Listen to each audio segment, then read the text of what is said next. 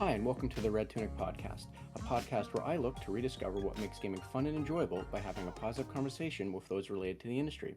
My name is Link, and today I'm joined by Lu Nascimento, art director and co founder at Bunnyhugs, creators of Moonglow Bay, with experience as a visual artist and contributions to several games, including Wargroove and Timespinner.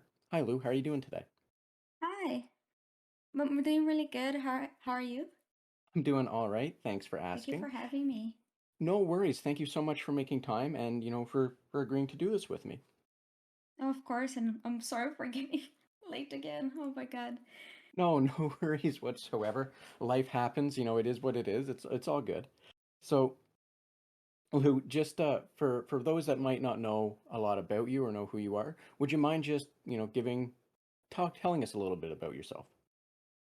So hi, Lu. I come from Brazil, from the countryside-ish of Brazil. I grew up loving games and fashion, and I picked one, and now I'm living in the UK, working on the studio that I co-founded with my husband, and yeah, and I have three dogs, I guess. That's relevant information.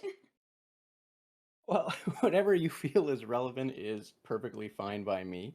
And thank you so much for sharing that. And that's quite a bit of a journey or a travel plan, I guess, if I might say, because I did read uh, briefly about you that, you went from Brazil to Canada.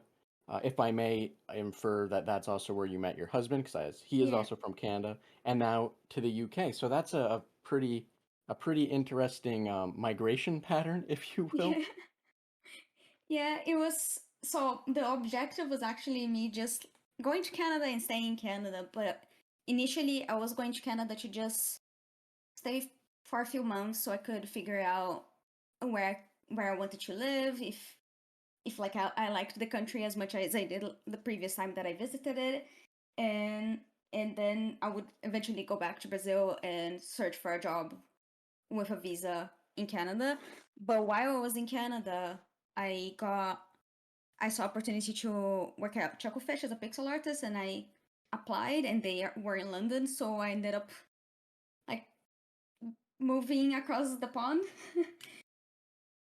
uh, yes, so I was in Montreal for a bit. Then I also lived a few months in Toronto, and that's when I got the job at Chucklefish in London.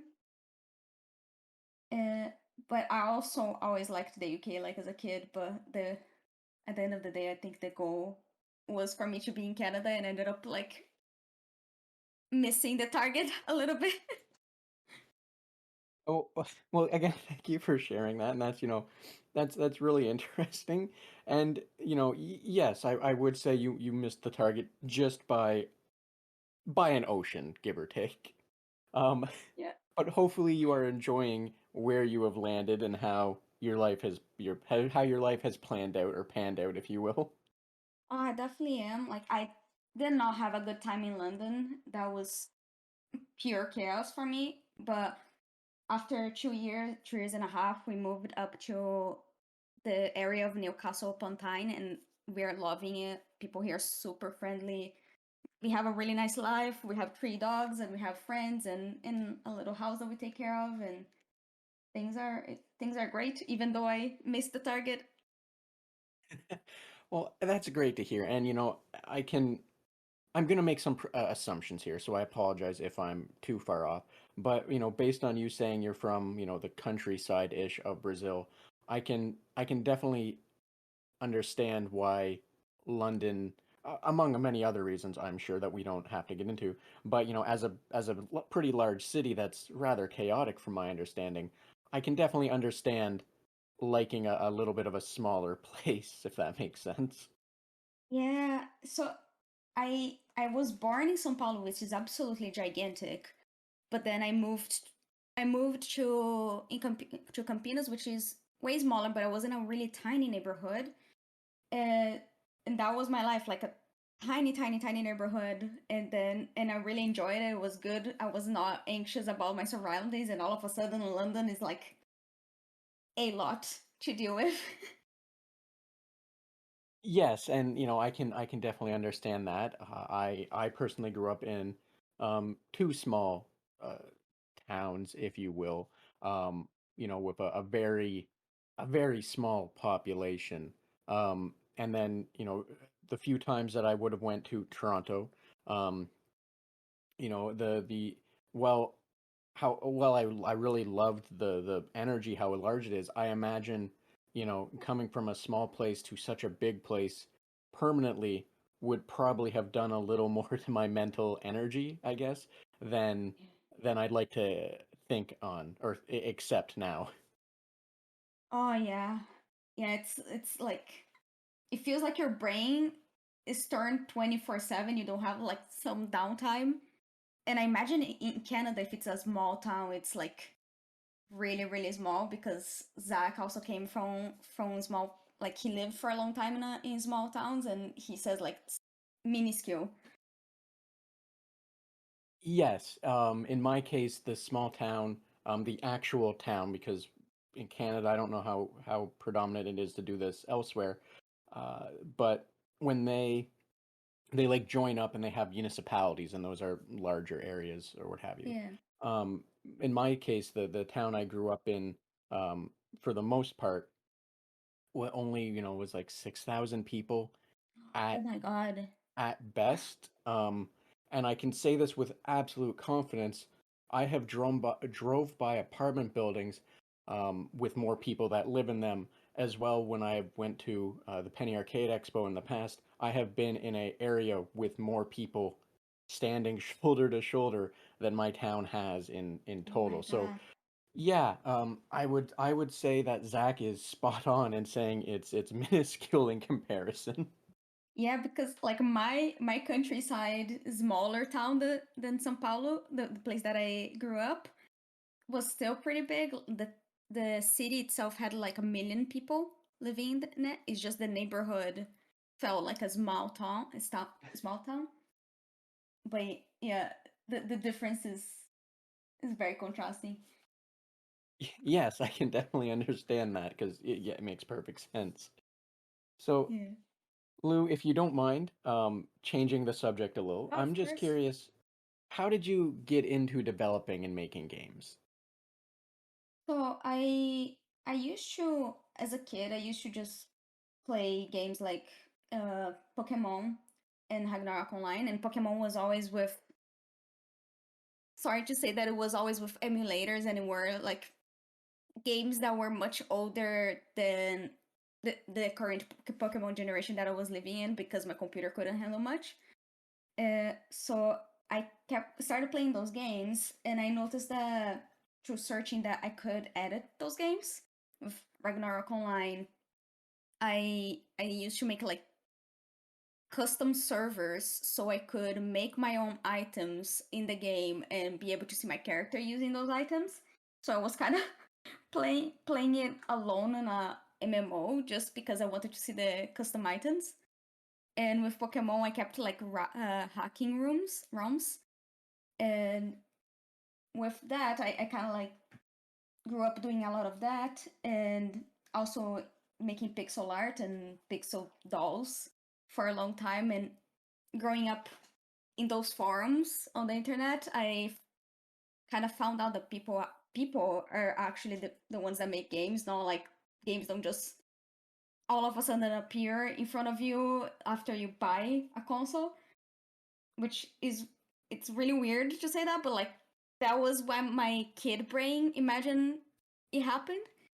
So after I found out and I was in high school, I was kind of deciding between my two passions, which was fashion and games. And in fashion, I felt like culturally I would fit much less, and I was already tired of not being happy at school. So I went for games because there was a little games course in not high school, so it's sort of like a college or a CJEP. And from then on, after working a couple in two jobs that were not game related, was graphic design and then 2D animation, I started freelancing for indie games. That was in a freelance for indie game started in 2013. and And thank you. have been. Sorry, I didn't mean to cut you off there. Oh, Please no, no continue. worries. Oh no, it's just I have been in games ever since. And thank you for sharing that. And that's great to hear. And just I can definitely relate to some of the trajectory you have. I didn't end up in the same place, mind you, but with creating custom items in Ragnarok Online and just seeing how things happened with that and getting to do that, that is something I very much also did a lot of when I was younger. Oh, Um, nice. it's always fun to speak with someone that uh, has fond memories of Ragnarok Online, only because it, for whatever reason, doesn't seem to have as many people that remember it now, um, Yeah, which is that wild. that's But that catches me off guard because every time I mention it, people always have like a question mark on the middle of their face as if like, what is Ragnarok Online and why you're making custom servers for it? And I'm so glad to find someone else that was also playing it. and just for the one of the answers for why you create a custom servers, because you forgot, or for whatever reason the effects toggle didn't work, and you were just tired of Pantera being lagged mindlessly by Oh everyone using yes. spells everywhere, right? Oh my god, yeah. Or sometimes I would try to walk in any of the towns in the other custom servers and everyone would be selling stuff and I couldn't even find my character to begin with. And there's always like someone poking you and saying, "Oh, this item that you're wearing, can I buy it? Can you give it to me? Do you wanna go get married and then we can trade gold and stuff?" So I was just kind of being introverted even in the MMO and wanting to be left alone as well. And I can definitely relate to a lot of that, as someone that played a lot of private servers when I was younger, some really big ones. I typically resonated to the much smaller ones, because it was easier to Mm. make friends there and all of that. But it was also much easier to avoid a lot of the annoying downfalls of people wanting to get your items, and you're just happy. I don't know, you're just happy being an agility knight going around smacking things. You don't want the headache of someone trying to steal the one or two things that makes your build viable. Yeah, exactly. Exactly. Or be tricked. That was, I think, the like last drop in the bucket for me to stop going in big servers was I was really young when I was playing it, and someone said they would help me with a problem that I was having, and they were supposed to be a friend that I've been talking to for a while.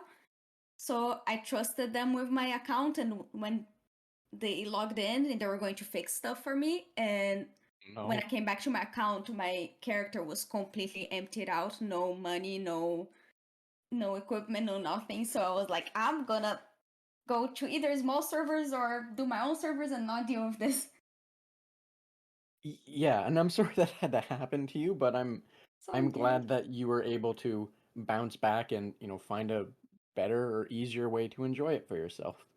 Oh yeah, I even nowadays I still kind of want to go back and play because I love that game so much. And it's so beautiful too. I just like staring at it sometimes. I also have that calling, I think, and it's the only thing that's ever really stopped me is the fact that I have not fully commit just to spending the 10 minutes of Googling how to set up a private server for myself. I completely understand. I feel like I'm kind of in the same boat of wanting to play, but I don't want to have all the work, and I don't want to find the perfect server or don't want to make the perfect server. Exactly, exactly. Uh, So, Lou, I'm just gonna kind of curve it back here a little. yeah. But based on your experiences, with your experiences from how you got into developing and making games, is there any advice for those you have for those seeking to maybe get involved in the industry? And we can leave out the don't get scammed in Ragnarok Online if you'd like. Oh yeah. Well, if it helps on your path and encourages you, you can try to get that as well. But I think with games, one thing I don't know if the advice is still valid, and I know like game jams are kind of hard on your body in general, but as as I was starting, so I was doing the course in game design the and the not only the course in game design, but I was also interested in learning more about making art for games. And my course wasn't teaching anything very useful at all because it was a really new course.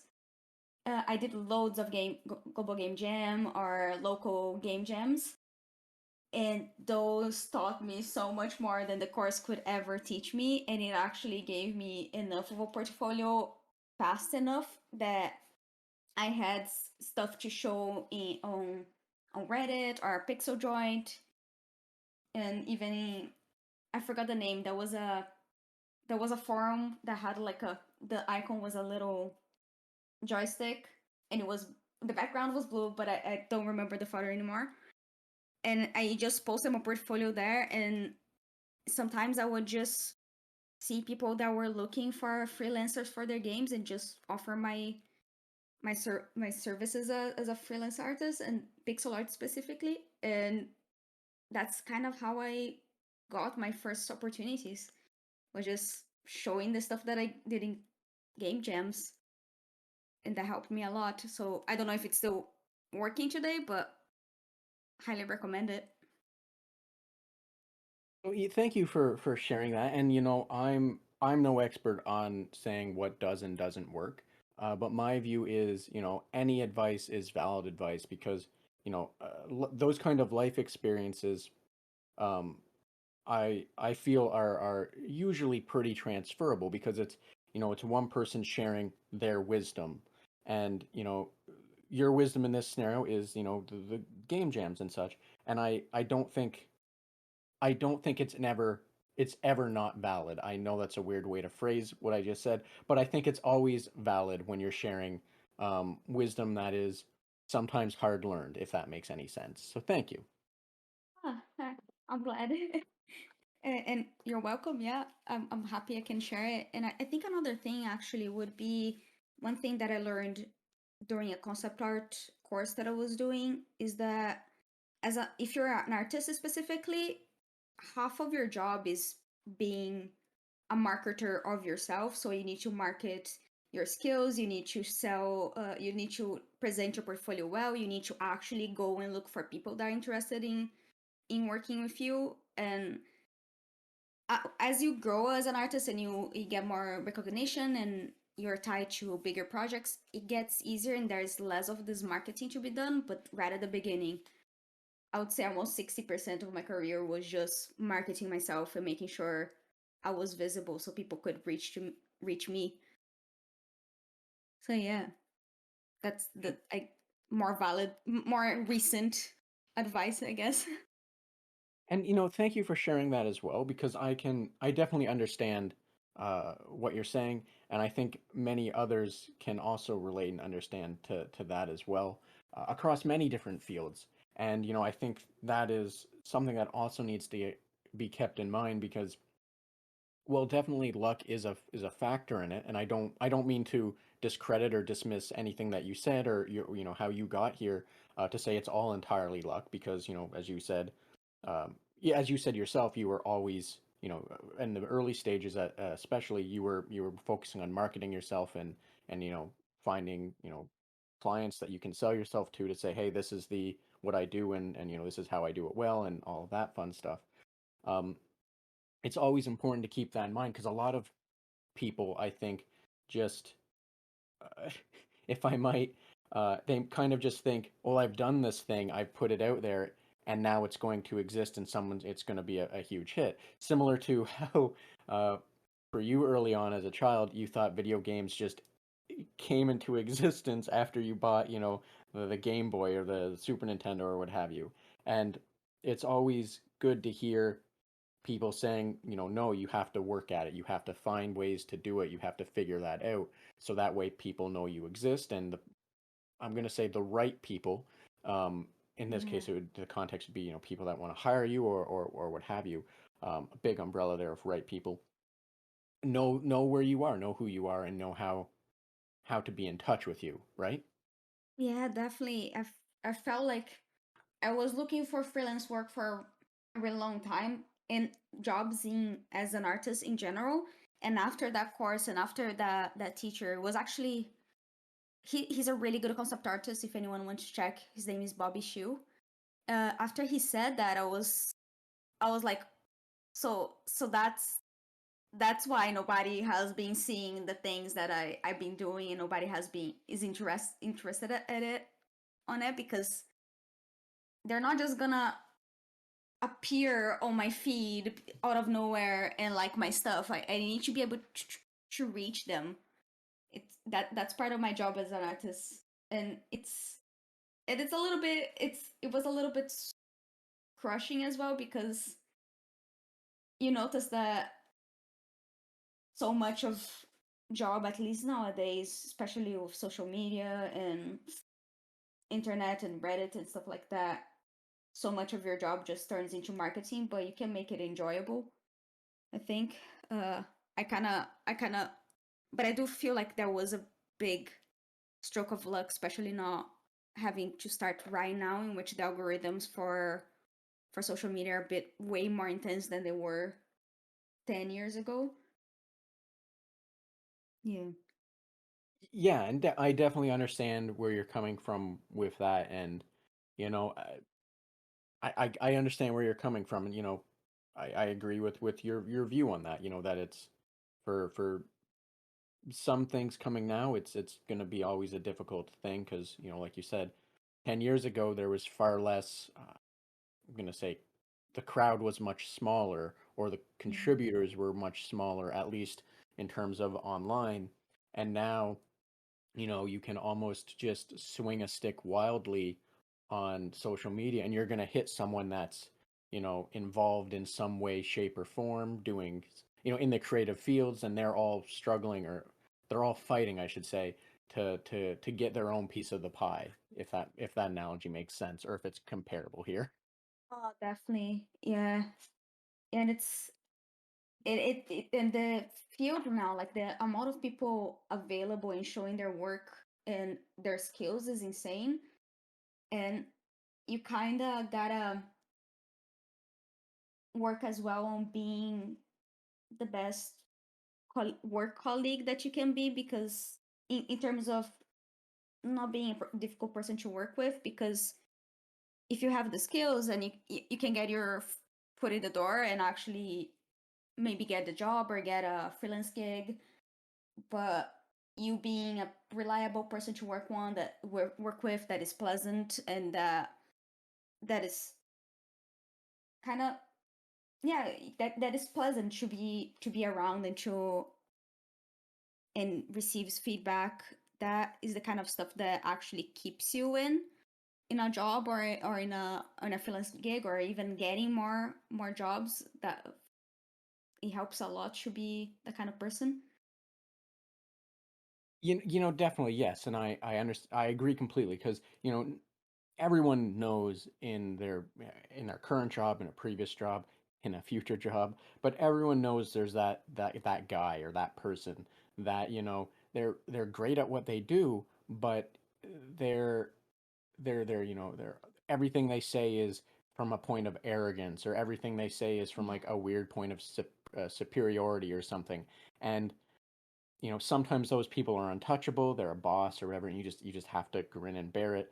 But then sometimes there are people that they're not that at that level, and you see them come, you see them go, or they get uh, black marked or red marked, or whatever the term is, Oh in yeah. the industry, and you hear about them through other people, and you don't want to be that person. Like, it's it's better for you. It's better for, when I say you, I mean like that person that would be potentially that person. But Yeah. it's better for like you, your coworkers, your career. It's better for everything, really, to not be problematic. And I don't mean that in the sense of, oh, you have to go out of your way to be likable and such, but at the same time, you don't want to be, you don't want to just have everyone hate you, because that's that's not good for anyone, right?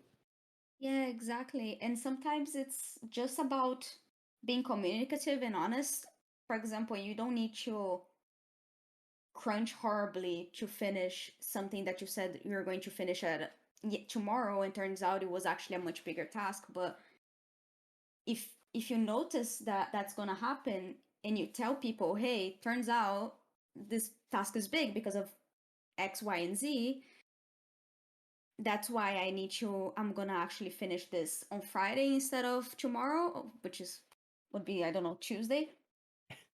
People are gonna understand it much better than you just being late and keep being late. And it's just very, very basic stuff of not hiding what's going on too. Yes, exactly, and I thank you for that for pointing that out because that I also agree is a very important thing to keep in mind, and Yeah. to just be communicative, because people are valuable, and when you when when people are, even if they're I'm trying to think of the right way to put this, when you are able to express those kind of weaknesses, even if they're not major weaknesses, in this case, hey, this is a bigger thing than I anticipated, or what have you. Other people are going to be understanding, and that's how you grow as a human being. That's how you can continue moving forward and keep bettering yourself. um I completely agree. Now, to kind of try and shift this away to something that might be a little more positive, because Yeah. I don't want to harp on that guy in the office or that person in the office that we all know too much. Um, and I think you might have, I don't know if you implicit or if you implied it, or I just didn't catch it when you said it earlier. But what was your favorite game as a child, and what was it about that game that made it your favorite? I had I guess, a few games that I was always glued to as a kid. Ragnarok Online was my favorite as a twin, for sure. It wasn't out when I was a kid yet, or maybe it was, but not in South America. And that was Pokemon. My absolute favorite was Pokemon Yellow, which my dad put on a computer that was all broken, and then he fixed it up and put a little emulator in, and I played it for many, many hours, and I almost beat it. And then I didn't know, I was doing all of that on a English version of the game, and I did not speak English at all. So at some point I just got stuck, and so I just kept restarting the game and playing all over again, and that was completely fine for me. And the last one was oh, sorry about that. And the very last one was Harvest Moon, the very first one for Super Nintendo. I loved that game so much. I love how cute it was. I love taking care of the farm and cleaning the farm. And even though it had like a 2 year limit to being able to play the game, I would always restart it all over again happily. So those three, yeah. So, you know, you there is a large similarity between us in terms of games that we would consider our favorites that resonate. I'm not going to say that the same reasons that they resonate, but all of those games you said, I can very much say are fantastic games. I'm glad. I absolutely have fond memories of Ragnarok. I don't. That's a whole I don't want to go too deep into. I'm sure you can understand and relate to that because it is dangerous. Um, 100%. um, but I f- I find it amusing and fascinating that with Pokemon Yellow that you started there and you would get far along or wherever and have to restart because it's you were playing on real hard mode there because back then RPGs rarely gave you direction after you beat the one boss and it's like, okay, well now you go here, but if you stop playing for a bit you don't get another prompt to do that. you, so a lot of games, RPGs for me and people I spoke to, that was the end. They put it down for a week and forgot everything. But you were playing it even harder because even when they said, okay, well now you have to go here, you you didn't understand it, so it was even worse for you that you had to I'm gonna say just blindly hope you landed in the right direction. Oh, it was totally that. And I remember I kept poking my parents all of the time.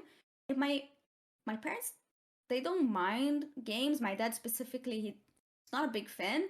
So I would just be bothering my dad all of the time, and he would say, "I don't know what's written in the screen. I also don't speak this language."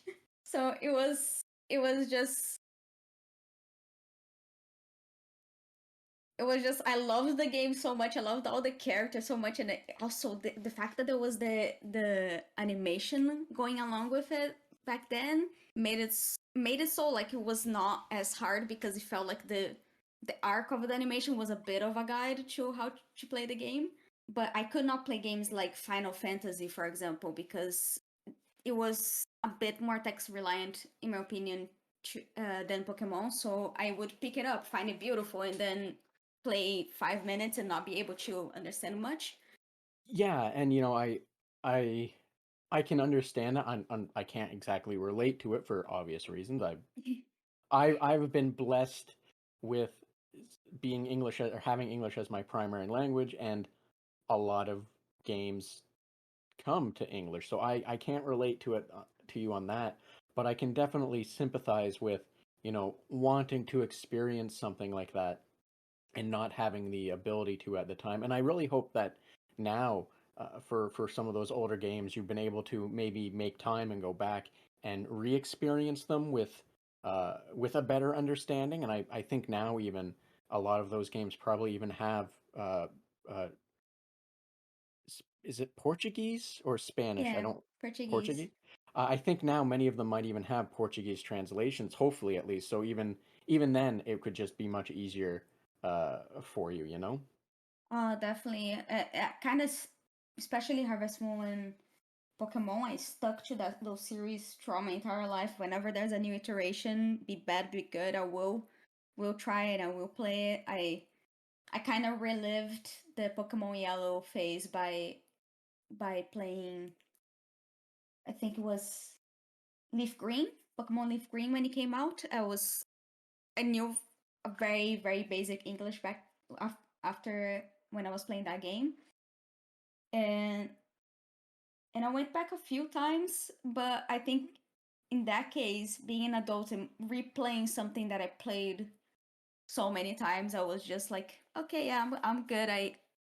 I did all of this. I almost finished the game, so I'll keep to the memories, and then I'll keep playing the remakes instead.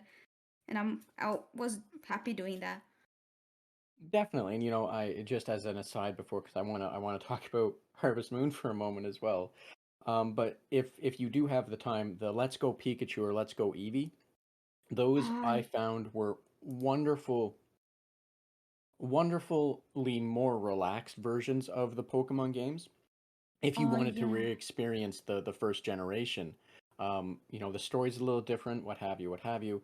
But I found it much more enjoyable just to be able to sit, relax, and not stress. Oh yeah, I gotta go back to it because I remember buying it, starting it, and then life became so intense very fast. And then I never went back to it, and now I'm on holidays. Maybe I should. Well, if you have the time, like I said, I found it to be a much more relaxed experience, and I had a lot of fun with it. It was, uh, Sounds incredible. for me, it was honestly the most fun I'd had with Pokemon in a long while. Now, and that I can't really say that with a lot of um, conviction, only because I don't play a lot of Pokemon now. So, but it was a good thing. It was a good amount of nostalgia being brought back to me that made me feel like a child again. Is the best way I think I can put it.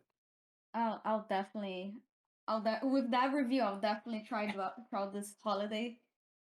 I I hope it's not a letdown for you because then it's all I'm on me. sure. I'm sure it's not. I'm happy to play Pokemon whenever. So because I want to talk about this briefly as well, if you'll permit it, for Harvest Moon, you said you've continued to play it when new ones come out or what have you.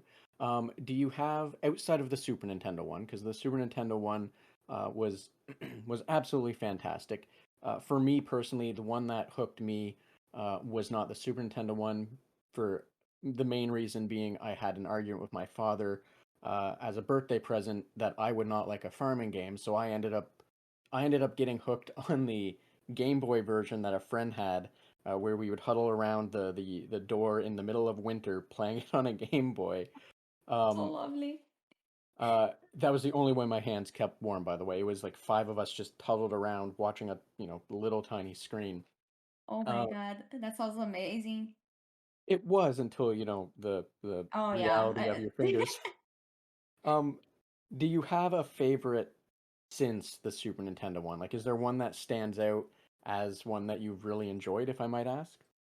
I think the one that there's two actually. I really like the pixel art one, especially so it was More Friends from Mineral Town was, and I think still is one of my favorites. And it was my first experience being able to play a relaxing game, not as a boy, but being able to play with a female character, and I was really excited. And I loved how the game looked so much. I would sometimes just stop, take screenshots, and then try to draw how the characters looked. And also, I loved the Harvest Moon DS. The very first one for DS was also beautiful. I loved all the mechanics, and I put hundreds of hours in it. But I think More Friends from Mineral Town was the game that I played the most. I would still be happy to go back and play it right now. I still play, and I still play like recent iterations of Harvest Moon, but the art on that one, the fact that there's not an overwhelming amount of stuff to do, and how the mechanics work is just really nice. It's very relaxing. And thank you for sharing that. And both of those I also have very fond memories of it. In my case, it was the regular Friends from Mineral Town for the Game Boy Advance was a great experience to effectively play the PlayStation 1 game handheld, more and or less. And getting to experience that, and then the DS one as well, which was just more of, I don't mean this in a negative way, but more of the same. So I'm glad that you have such fond memories of them because they were fantastic games, and it's always great to be able to keep said fond memories. Ah, definitely. I like whenever anyone says anything about favorite games, like Harvest Moon as a series always stand out to me. Like it just comes to my mind right away. Definitely, definitely. And this kind of leads into the next question, I think. So do you have like a favorite or a favorite comfort game, or a best comfort game, so to say? And I mean that in the sense of a game that you can pick up and play whenever, or no matter what that game is or what have you, it's going to bring you back to the moment that you first tried it. And by that I mean, like, for me, for example, I still remember the first time I played A Link to the Past on the Super Nintendo. I remember like the general, Oh like the yeah. feeling of the room, the smell of the room. I like it, just picking it up brings me back to that moment when I was like 7 years old sitting on the couch. Do you have any comfort games like that for yourself? Uh it's quite different from the others that I mentioned, but the Civilization series I can play anytime, but I shouldn't because it's dangerous. I will sink 16 hours of a day into it and not notice that the time has passed. I still remember I actually uh learned about the series fairly late. It was 2012, I think, and I no, it was 2011. And I remember I was sitting in a computer on the room of my partner at the time, and the computer was like in a shelf because there was no second desk for me, and I started playing, and I was like, oh, this is complicated, but I'm willing to like give it a try and try to do well because I wanted to look very very intelligent, like with a strategy game. And I did not notice that 12 hours had passed, and everyone had eaten and they had called me to eat, and I had said, "Oh, I'll do that. I'll do it later." And later was 12 hours later, and I was still wanting to play, and finally got people saying like, "You should go to sleep because we have work tomorrow, we have school as well." So that's I think a lot of Civ players can very much relate to what you just said. Um, I I personally have not tried to really figure Civ out. Part of it is because of what you just described. I am Uh, terrified of the prospect of, you know, 12 hours being gone in the blink of an eye. it's dangerous. But I'm glad that you have a game like that. And I'm glad in a weird way, I'm glad that it's Civ just because like you said, it's so different than the other ones and it's such an interesting contrast to have. Only because sometimes I think when talking with people, and this is entirely on me to be honest, but sometimes talking with people and they're saying, what their favorite game is or the games we're talking about, and then they throw such an interesting, very different game from that, and it's always a constant reminder that there's a lot of games and there's a lot of different things that people can enjoy, and I think sometimes uh, I do this, and I think other people might as well. But sometimes you kind of put people into a box, and Yeah. seeing them kind of break out of that box with something just as simple as going from Harvest Moon is one of my favorite game series to well, Civ's my best comfort game. It's it's always fantastic because it just reminds me that people are incredibly complex, and you shouldn't intentionally or otherwise try and like put someone into the view that you have of them because that's wrong, and it's only going to do harm. And I don't mean that to say I was thinking putting you in a small box or No. anything like that. Just it just made me think of that, and in this case I just sort of used you as the example to kind of ramble on about that. Sorry. Oh no, don't worry. I completely understand because even sometimes we do that to ourselves. That was a good part of my teenage years that I refused to do anything that made me look soft. So I abandoned all the other music that I liked, and I only listened to metal and Japanese rock for a really long time. And I abandoned all the games that I loved and only played FPS, even though they FPS games, even though they made me super anxious. And I wanted to look tough, and I wanted to look like very, very goth, I guess.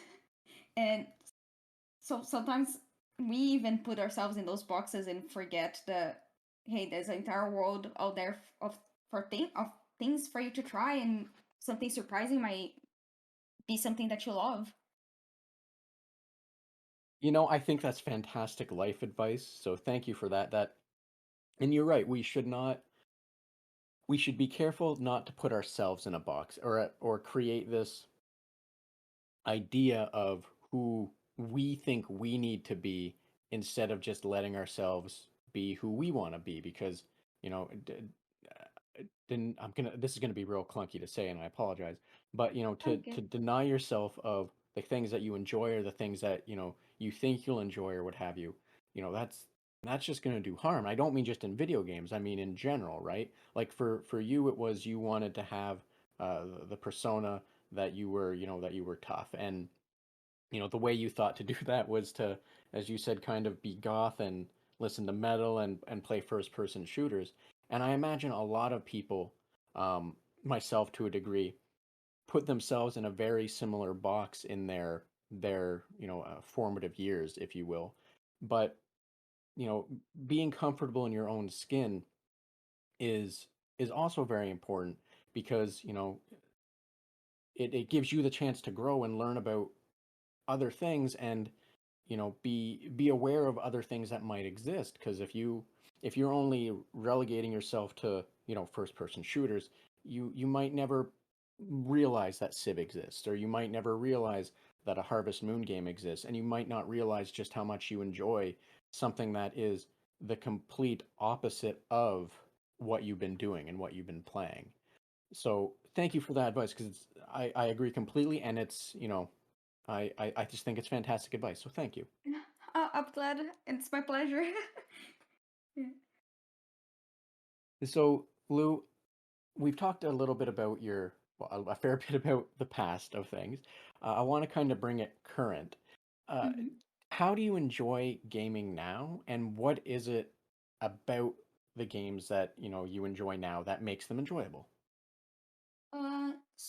I don't play as many games now as I used to as a kid because I kind of branched into many hobbies like taking care of plants and sewing and like playing games and making art.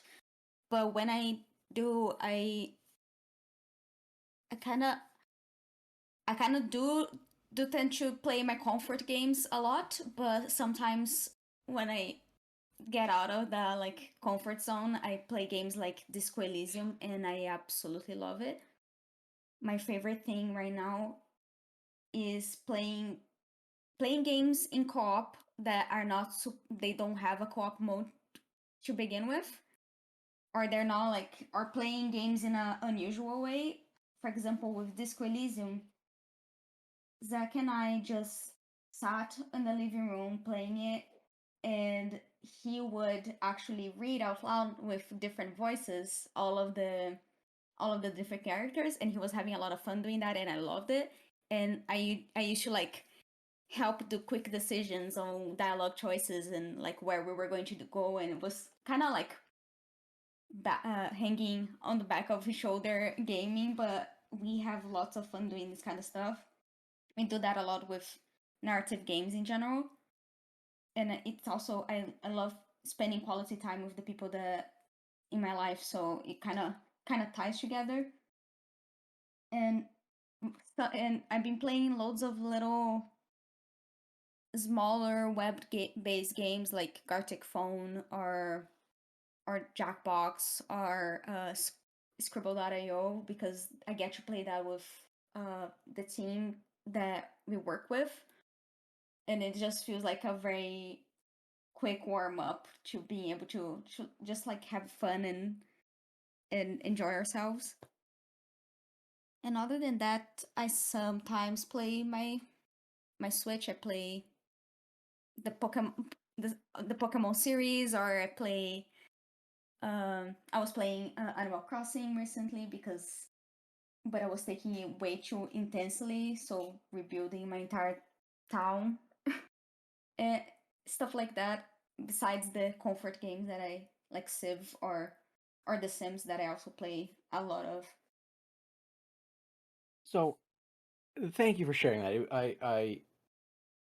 I find the way you describe like Disco Elysium and other uh, non-traditionally co-op games, if you will. I find that absolutely wonderful in how you're experiencing, how you're enjoying them. Um, I think that's absolutely fantastic because traditionally or typically, those are solitary games, and maybe you'll play them and talk to your friend or your partner or what have you about what you've done or what you've experienced in them. But to to sit there and, in this case, as you said, have Zach voicing all the lines and or reading all the lines in different voices and everything, I think that's a absolutely wonderful thing that you can share with with your partner, with some close friends or what have you. And it's it then becomes like a solo activity, is something that, while the group isn't potentially as invested in, they get to experience and add to, and everyone gets to have fun. um and as you also, I believe you said, uh when playing some of the narrative games, having it be quick decisions that you might say to do, or what have you, make the choices. I think that's a hilarious amount of chaos being added into the system. Yeah. And I say that from the standpoint of, I have a very specific way that I will typically play games that are open ended.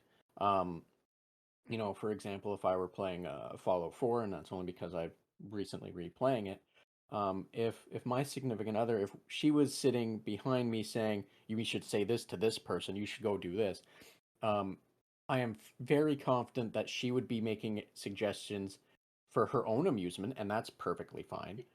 And it would just be an amount of unbridled chaos to my life and my setup that, you know, I might not as enjoy it as much as, if I might make this uh, parallel that Zach might. However, I'm glad that, from my experience with my significant other, I imagine you are absolutely loving the chaos of, him saying, "Well, I'm going to go in quiet," and you going, "No, no, use the big gun and just start blasting," or Yeah. or something, right? Yeah, it's sometimes it does become chaos, but I think with Zach and I, we tend to want to choose the similar dialogue branches. The only contrasting thing is that Zach is a completionist, so he wants to do every single little thing and read every single little tiny thing in the world to 100% everything. And I'm like, I want to go from point A, which is the start of the game, to point B. I want to finish the game and then move on. With most games, I'm like that. So it kind of we gotta find a middle ground of, okay, we're gonna do this side quest and then we're gonna progress with the game, but we're not gonna be doing side quests for 50 hours. Uh, but but in the end, what happened is that sometimes Zach now finishes games like without doing every single little thing, and it's fine. And sometimes I go and get interested in side quests, which I didn't used to at all. So it kind of we kind of balanced each other out in the end after the loads of chaos of that that being the thing that we disagreed on the most. And that's also fantastic to hear because it's uh, being able to, I don't want to say grow because I don't know if that's actually the right way to say this, but having how you interact with things influenced by other people, and kind of, as you said, balance things out. Um, I just think that's fantastic because it's other people might offer new perspectives, and in this case, the perspective that Zach might, it sounds like he was offered, was not having to 100% everything, and yours was to maybe see, that 10 feet over there was an interesting quest that you Yeah. otherwise would have missed by just running straight to the next zone or what have you, right? Yeah, exactly. It I know from playing with Zach, I noticed that, oh, actually, if the game is well written or has good design, and I'm enjoying it, maybe I'm gonna also enjoy the side quest, and it's just gonna prolong my enjoyment a little bit more instead of just being finishing the game and feeling like an orphan of that series or that game, because after it's done, that's it. And I often had that feeling, and it kind of manages a little bit, so it feels nice. And at the end of the day, I think that's good that that you feel happy with the end result of what you're doing, especially with things that are your downtime, right? Yeah, yeah, exactly. Get a lot of satisfaction of it out of it now. But I definitely sometimes I feel like I don't play as nearly as much as I would like to play, because if I guess it's just adult life kind of brought me to this. But as things get easier and I'm working 4-day weeks now with the studio, maybe I'm gonna be able to catch up on loads of games that I missed. So I'm looking forward to that. Well, hopefully, I I will not fault you for wanting to catch up on games or looking forward to that because I'm especially not the person to do that. I saying I won't fault you is a really wrong way to start that, but you know I I think I agree. I understand where you're coming from. Is that, as you get older, the more responsibilities that come up and the things that you want to do have to compete with the other things that you want to do. But I think at the end of the day, regardless, as long as you're enjoying your downtime, regardless of what it is, I think that's also just as important to keep in mind. And Oh, for sure. I say that only because, you know, I have personally been stressed out by the amount of games that I'm like, oh, I want to play this, I want to play that, I have this set up to go. And then instead of playing it, I go and I build a model kit or I watch a TV show. And that would weigh on me. That would give me anxiety that, I have all this stuff that I need to get to. Oh But yeah.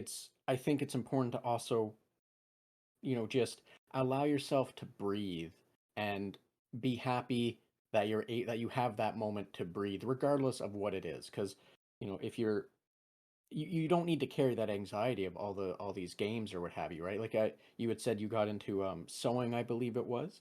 And Yeah. I don't think, and I'm not saying this is what you do. I want to be very careful on that. I don't want to put words in your mouth or pretend that I know, the complex nature of you as Lou. But um, I think it's important to to try and, keep balanced in yourself, that just being able to breathe and enjoy yourself regardless is important, and you shouldn't let the other things that you do to help yourself relax become stressors, if that makes any sense. Uh, that makes total sense. I do let everything become a stressor pretty much. Uh, like, and I also get weirdly, especially nowadays, get really focused on really small things that I wasn't even planning to do, and then that makes me stressed out. Like, I got late today because I decided that I needed to juice all of the lemons that I had before they got bad and put them in an ice cube tray and then pop it in the fridge. And I spent much longer on that than I anticipated.